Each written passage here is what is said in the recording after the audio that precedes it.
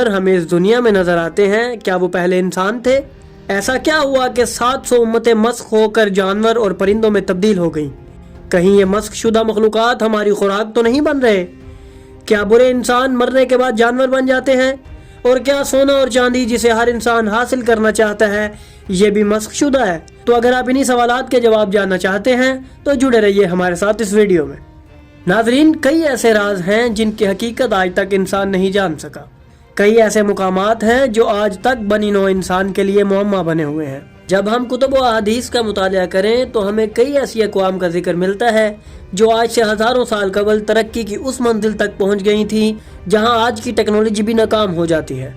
اگر ہم قدیم مصری تہذیبوں کا مطالعہ کریں تو ہمیں ان کے آثار میں ایسی تصاویر بھی ملتی ہیں جن میں ایک انسان دکھایا گیا ہے مگر اس کا سر عقاب یا کسی دوسرے جانور کی طرح نظر آتا ہے۔ بعید نہیں کہ یہ اقوام ڈی این اے اور کلوننگ کی